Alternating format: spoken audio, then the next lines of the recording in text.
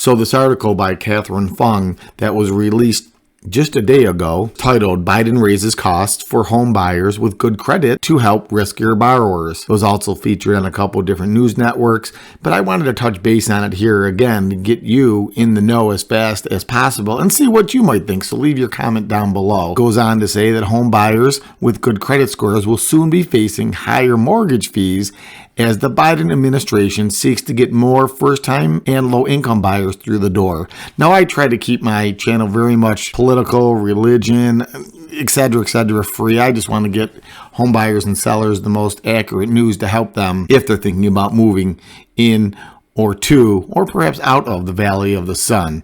So there's that. By the way, my name is Shawn Rogers, the lead of the Mr. Rogers Homes real estate team, and we make videos all about Arizona, just like this one.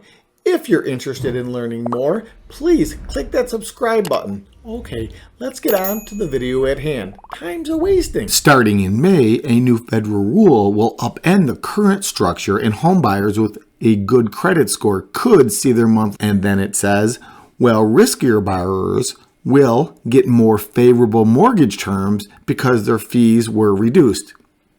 It's a move that the federal housing hopes will address housing affordability challenges in the U.S., but it comes under scrutiny for being unfair and potentially ineffective. Again, I'm not a mortgage expert, but being in the real estate field for many decades, it obviously affects people that want to buy and or sell, it being mortgage rates or terms thereof. In the short term, this may increase home ownership among the targeted groups, but I'm afraid it could decrease home ownership among the middle class.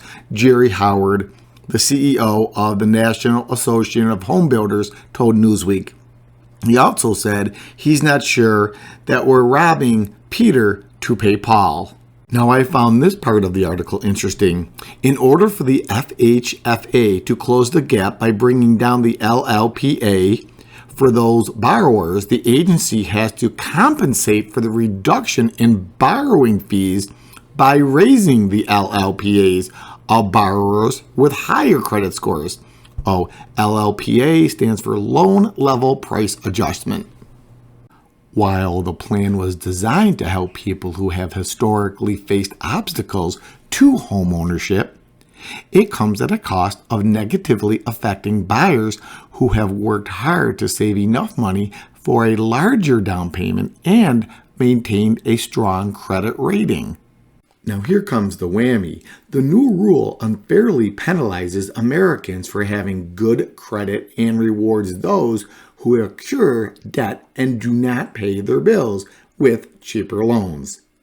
GOP Representative Michael Lawler of New York told Newsweek the way to expand access to housing isn't to reward bad credit, it's to bring down inflation, reduce property taxes, cut energy costs, and invest in critical infrastructure. Right on, Michael. Right on. However, in a statement shared with Newsweek, the FHFA defended the changes.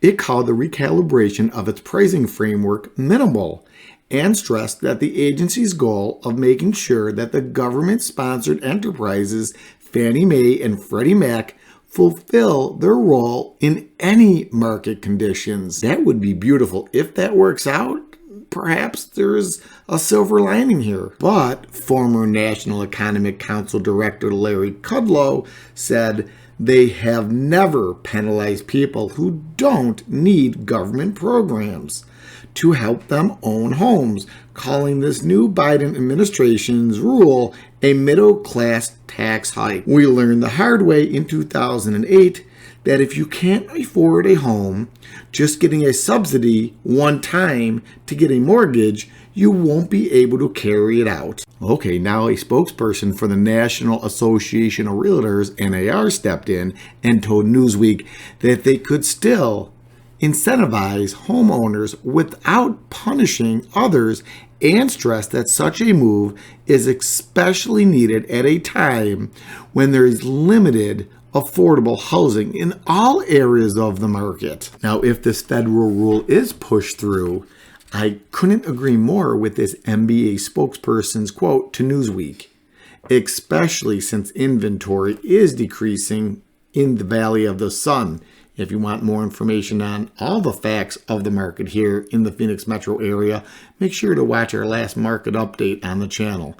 In any event, their quote was, "The timing of these changes is not ideal given the spring buying season and low inventory across the country." Now, I like how this part of the article explains what a potential homeowner who will be applying for a loan is going to be evaluated on, or how they are evaluated through a lender's eyes.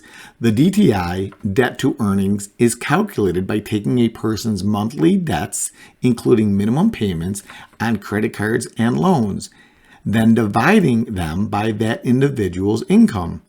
The result is used to assess a person's ability to make necessary monthly payments on that loan. In a March statement, MBA President and CEO Bob Bergsmith warned that because the DTI often fluctuates throughout the mortgage application and underwriting process, the new fees will further vary those estimates, thus very well possibly confusing future borrowers. Some are saying that this is a no-win situation, especially because the borrower will feel that they were taken advantage of by the lender due to these changed circumstances of this new federal rule that may take effect beginning of May. And it looks like it is, but you never can tell. You have to play it by ear sometimes. Others are saying that this would just make things really difficult for the lending community and for potential buyers, and that they hope it gets adjusted before it goes into effect. Again, this article is fascinating to me, that I'm all for helping anyone who would like to attempt to own a home. It's the proverbial American dream, but I think it has to be adjusted that everybody feels like it's the correct move for them, the best fit for them. It's a long commitment, and you want to be happy in your house, turning it into a home. Now, those are just my thoughts. And again, I'm really encourage you to leave your comments below so we can form some kind of opinion on what the housing market could look like moving forward for different people based on their credit scores.